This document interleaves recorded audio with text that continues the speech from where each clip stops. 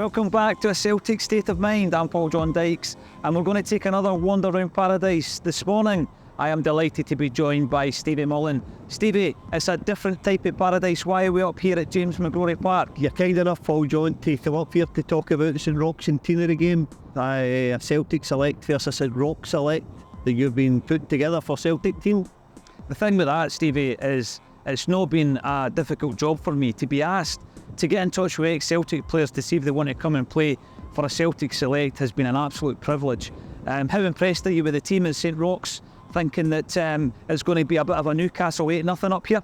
No, see, you were kind enough to send me over a team. In the last couple of days you've been drawing players that weren't in that team, so we're maybe going to have to readjust the Select for St Rocks. Exactly. I'll tell you what, the response has been phenomenal, Stevie.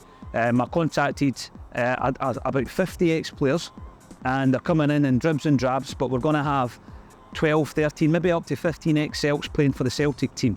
And of course, in the dugout, we're going to have a very interesting management team. Could you announce who it is that's going to be in the dugout for Celtic? Well, I was asked to put this game together, so I asked you to do the Celtic team, and I've took the management of Celtic. So the first one I'm going to introduce is Wally Hockey, a lifelong Celtic fan, philanthropist who recently was awarded the Knight of St Gregory's for his charitable work from his Holy Father. He's already been in the dugout for a Celtic game with a Jackie McNamara testimonial, so it's great that Wally's going to be involved. We're going to have Jim Simonetti, who's a great friend of us both, who's the president of the Jimmy Johnson Academy. Jim's got a B licence from UEFA. He produced Tony Watt and Darnell Fisher for the Celtic team, and he's produced 35 players who went senior. The third member of the team that we have up to now is Tommy McIntyre. Tommy originally came from Bells Hill. He played for 5 years under Sir Alex Ferguson at Aberdeen, then moved to Hibernian where he won a League Cup, scored a goal in the final, finished his playing career at Airdrie. He then became part of the SFA coaching staff, and then for I think it was 13 years he was in charge of the Celtic Academy, and they're working on having a special fourth person to join them in the dugout, which I'm not aware of up to now if they've confirmed that. That's incredible. I mean, Willie Hockey to be given a papal knighthood. There can't be many people from Glasgow who have had such an honour, Stevie. Well, when you get to my age, you don't usually get things for a first. Well, I would imagine in this occasion, this would be the first papal knight who would be in the St Rocks dugout. It's sensational, Stevie, to think about that. They're going to be managing guys like Scott McDonald, John Hughes, Rudy Vata, Andy Payton, and there's a few others as well.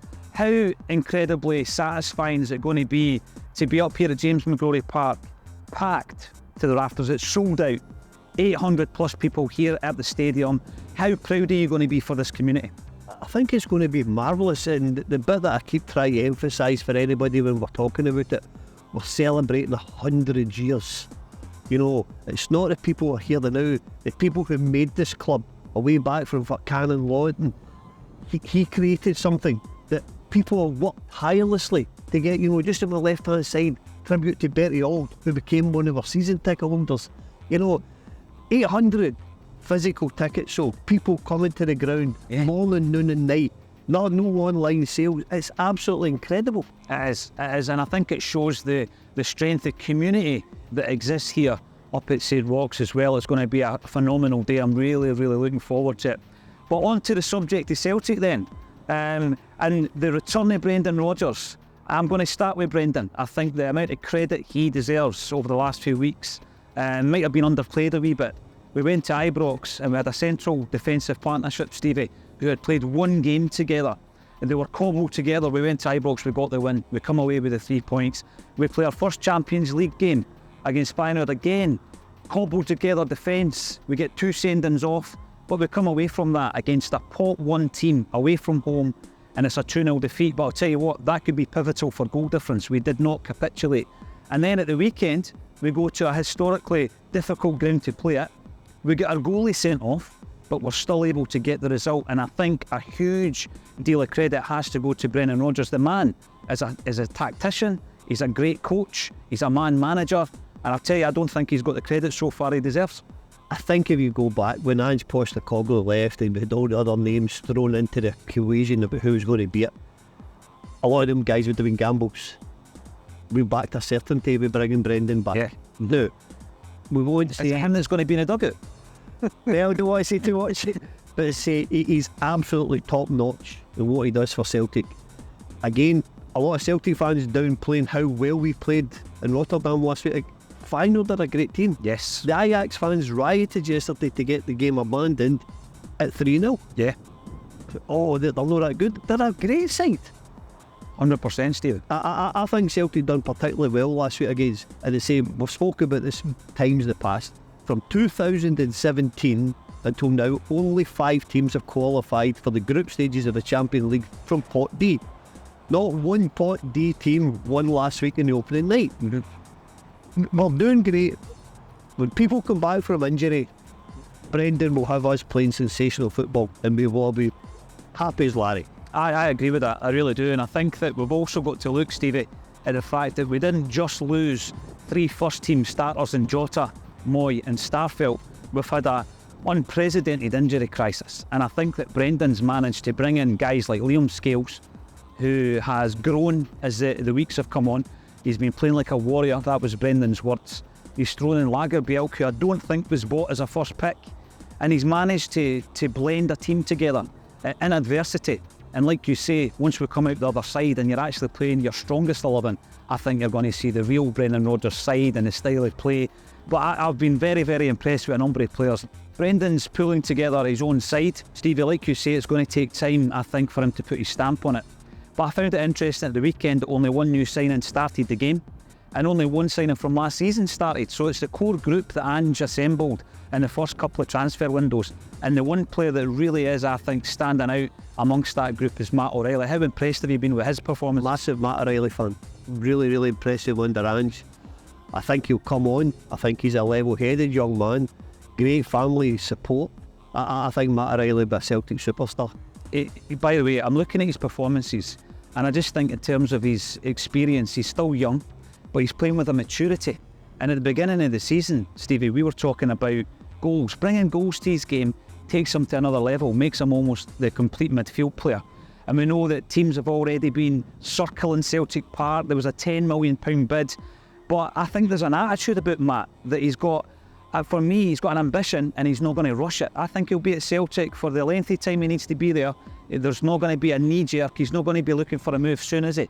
I don't think he's chasing money. It's a young man, he knocked back a big move to Fulham, just to progress his career. We hear Peter Grant speaking on Celtic TV about him. He's a very, very level-headed young man. The thing as well, he then gets a bid from Leeds United. And Celtic didn't want £10 million for Matt O'Reilly, and quite rightly so as well. I think under Brendan Rodgers, he could become a really special talent. He started to show that. Other performers at the weekend, big shout out to Greg Taylor. He's come in for a bit of stick this season. He looks to be back to his best, Stevie. I think Greg will always polarise opinion. Some of his performances are below what you'd accept. I think for the first time, a wee bit of criticism. I hate criticising Celtic. I don't think we've managed the squad wisely, that there's no competition for Greg at left back. I agree with that. Stevie, we had a conversation, and it was actually during the time where Celtic were playing great football under Ange or going for the treble, and you says to me, Paul, how bad has the recruitment been? And this was Ange's second season, and you were right. But you don't say that when things are going well. But now we can look back on it. You were spot on. Bernabe wasn't good enough. He hasn't shown that he's going to challenge Greg Taylor. The centre-half Kobayashi was playing for the B team yesterday. The goalkeeper that came in to challenge Joe Hart hasn't challenged him. So I think that Brendan's dealing with a few legacy issues as well. Well, if you take the transfer windows, the last couple, Ange's first one was sensational. But from then, we've brought in now 3 players who will play only because the person in that possession has left. Yeah. Juranovic left, we've got Alistair Johnson. Starfeld's left, we're having to play Scales. Jota's left, so there's a new winger. Nobody's came in who's better than the other 8 guys who were in possession to improve your team. That's the concern. And then you're looking at the ability of Brendan Rodgers to maximise the talents of these guys. And I think his game plan, as I said earlier on, his game plan has been brilliant. At the weekend as well, if we're talking about performers, special mention to Dyson Maeda. Dyson Maeda, for me, when you look at his work rate, Stevie, sometimes that's what we focus on. But he's a manager's dream. You look at Maida's performance at the weekend, it wasn't just about work rate. What a goal he scored as well. Again, you don't get all those caps for Japan if you're not a good player. You know, I thought his best game on a Celtic strip was the recent game at Ibrox. You know, he was absolutely sensational, and a lot of that stuff doesn't have to be in possession of the football, you know, to be effective for your team. Yeah, Daizen Maida's a good player for Celtic. He very much is, and I think when you look at the fact that we've lost the creativity of Jota, we've lost Abada, who I think can be a game changer. You're looking to Maida to be the guy on the wing to really step up, and he's done that. When we're looking at some of the new guys that have come in, have you been impressed with the likes of Palma or Yang or any of the other new players, Lagerbielke, for example? I thought Yang's done okay. I think with Palma, I would need to reserve judgment. I'm certainly not going to criticise him. He came back from Honduras on the Friday night, got 55 minutes on the Saturday, then went to Rotterdam midweek. Certainly didn't have a good game, but it's a lot of travel for a young man in strange surroundings. You know, the big guy centre half, I like him. I like him. If I think he'll be a good player for Celtic. You know, what's that, 3 clean sheets in a row Celtic's had? 4 domestically. Yeah. You know, so I think they'll do. I think with Liam Scales, I think the games we've played, especially in Rotterdam and the Ibrox, really suited Liam Scales, where there's not an awful lot of, you know, time on the ball to be creative. It's defending, and I think he's a good defender. Not sure he's the most creative player if you're going to be loads of possession, but I think the 2 games suited him, and I thought he was outstanding. And congratulations to the young man, because the Monday prior to the Rangers game, he was going to Aberdeen. He was going to Aberdeen, Stevie. He was written off by a lot of fans as well, and I think he stepped up, and he looks to be one of the success stories of this season. Talking of success stories, Sedgley Rocks celebrating 100 years, and the game is going to be up here on the 15th of October.